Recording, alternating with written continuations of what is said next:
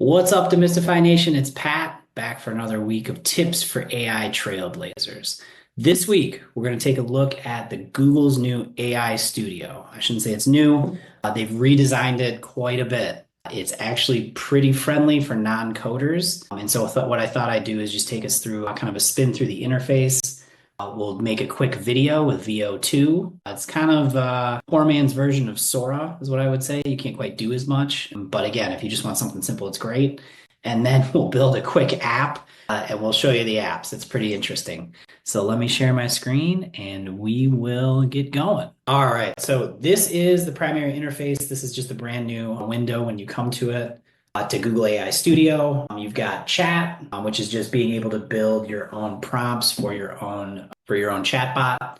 You can experiment with voice and audio, VideoGen, which we'll get into in a second. And then they have this package of starter apps, which I have not done anything with this, and I'm really curious to see what it does. So getting into the chat, if you're familiar with OpenAI and their backend, this should look really familiar. It's very similar. What this allows you to do is experiment with different types of Google models. So they've got the two Gemini models. I would caution if you use these, they have costs right in here. So if you do want to use these, just be prepared. You will have to pay for it. I do have a couple of free ones in here, Gemini 2.0, 2.0 Flash.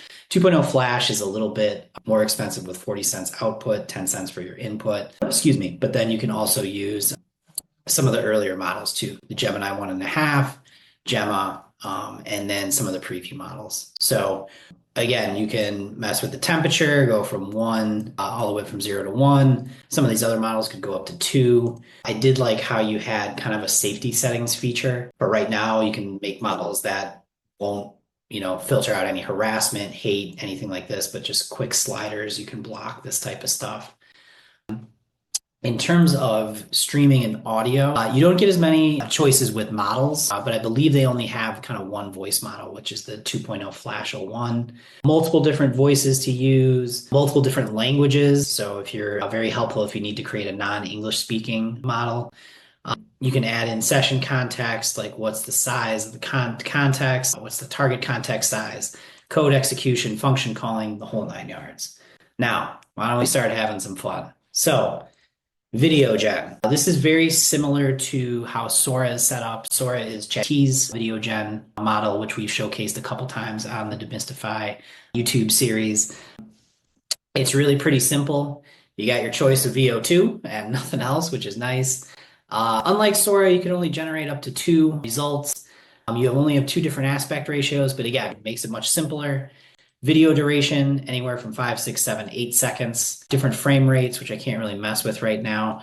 I like this too. You can enter a negative prompt. And so I thought what we would do is just try to create my usual promo video for Demystify using our lovely logo. I've tried this several times. And so what I've done is just uploaded our Demystify logo, and we'll just give it a simple prompt of please bring this logo to life and create a marketing video. Now let's use our negative prompt. I want to see how well this thing listens. So do not include any cartoon in the video. Let's run it. We'll give this a second. We'll see how this prompt is queued. All right, so we're done. We got our 2 versions here. I'm curious to see if this is anything. Ooh, cut off the end. Tagline, inserts a tagline. Let's see here. Did this one at least keep the entire logo? No. So I clearly uploaded a logo that's out of the frame rate. I actually like that second one. That'd be a nice, if it had all the words in there, I think that'd be a really nice kind of display logo to share in videos and things like that. So we'll keep messing around with this, but the thing I want to showcase the most, really see what this thing does, is starter apps. Now, I kind of scrolled through some of these.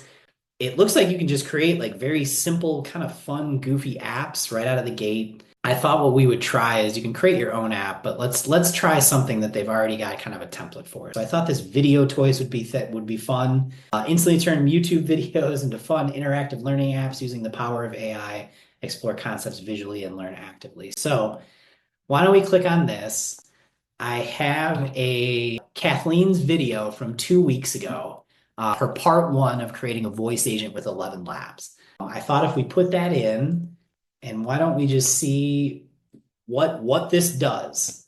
So you can see here, this is our video from 2 weeks ago. My buddy Kathleen making her 11 Labs voice agent. I'm curious to see how this renders. Why don't we click around here at first so we can see. This looks like just some of the base code that it's got in here. You have your various filing systems. So this somewhat looks like Replit a little bit, which is a different agent-based system that you can use to build apps and prototypes and things like that. So I'm curious to see what this thing does. Let's give it a minute here.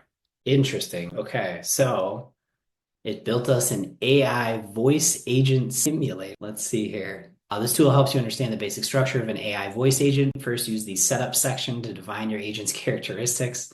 Then interact with your configured agent in the interaction section to see how these parameters influence. All right, so this is interesting. So agent name, let's just name him Jerry. Let's make a friendly and sassy digital assistant. So it should be interesting. Oh, spell assistant correctly. Hey there, I'm Jerry. What can I help you with today? So that'll be our initial message. And let's see. Key tasks, these seem fine. Summarize notes, schedule meetings, brainstorm ideas. And then we'll keep those conversation starters the same. So let's see here. So we got, hey there, I'm Jerry. What can I help you with today? Can you help me schedule a meeting? Certainly. Remember, I can also assist. How should we proceed? Let's schedule a meeting. Tell me what you need from me. The exclamation point there at the end. I'm serious. I can help you with things like summarize notes. What specifically would you like to do? Schedule a meeting. So it looks like we're just kind of going in circles here. I'm curious to see kind of some of these other portals here and what the spec is. Okay, so this is the spec of the tool that it created. And this is pretty crazy. I'm betting we can probably just edit the spec data just to see how it kind of works. Well, that was an interesting one. Let's try a different one. Gemini 95 harkens back to my younger years. Let's see what this one does. Oh my goodness. So this is just a straight up desktop. It looks like it's from Doom 2, Gemini chat. So this really, we didn't do anything. This just looks exactly like desktops used to when I was growing up, right out of the gate. Curious to see if we can create our own app. This might be a bit much without doing some research first. Let's see here. Let's make a GIF-maker. Let's see what this thing can do for us. So GIF-maker, this is great. It looks like it's just a tool straight up. And I'm willing to bet we could take this code and run this ourselves. So this is nice. File system as well. Let's see. Person making a hole-in-one on the golf course. Curious to see. It looks like it's going to generate frame by frame our GIF. 3, 4, 5. So this isn't quite what I was looking for, but I'm curious. I want to hit this generate magic button and see what it'll do. All right, 10 frames, 11, 12. So it looks like this is a GIF maker. It's just going frame by frame, kind of creating this. And I'm guessing it had a hard time understanding what a hole-in-one is. But let's let this play out, hit generate magic and see what happens. We've got our GIF.